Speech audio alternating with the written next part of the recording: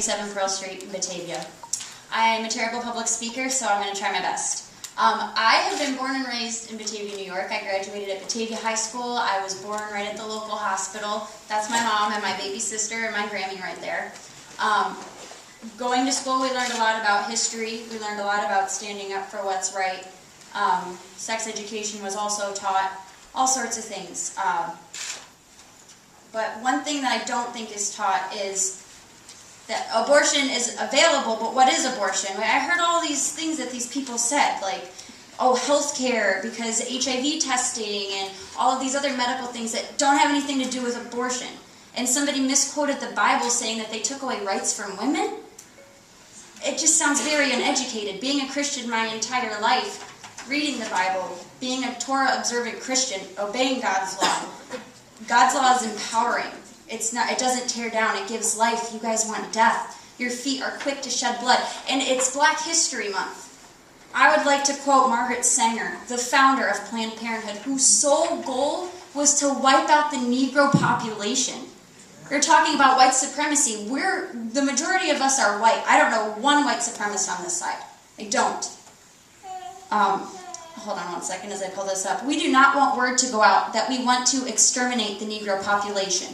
Margaret Sanger, founder of Planned Parenthood, 1939. Margaret Sanger put Planned Parenthoods in all of the Negro-populated neighborhoods that were poor. She didn't want abortion because she had a bad experience growing up. My mom was single, raised me and my brother by herself. I have a quadriplegic husband. Life isn't easy. I work for elderly people whose quality of life is low. Not once has murder entered my mind or my heart. Not once have I said, you can't do it, woman. You're pregnant. You can't go to school. You're pregnant. Nobody loves you or supports you. Those are lies. And if those are what you're hearing and pushing you to abortion, you need to find new friends. I have a room full. We would gladly accept you. Many women on both sides have had abortions. Forgiveness is not out of reach. You may have murdered your baby through poison, through pills, through forceps, ripping them apart as the abortionist places the baby piece by piece on the side of the table to make sure he got all the parts. But there is forgiveness. You turn and you repent because Christ has risen. Yeah. And we're standing here debating the fate of future Batavia High School students. How many elementary schools are we down to?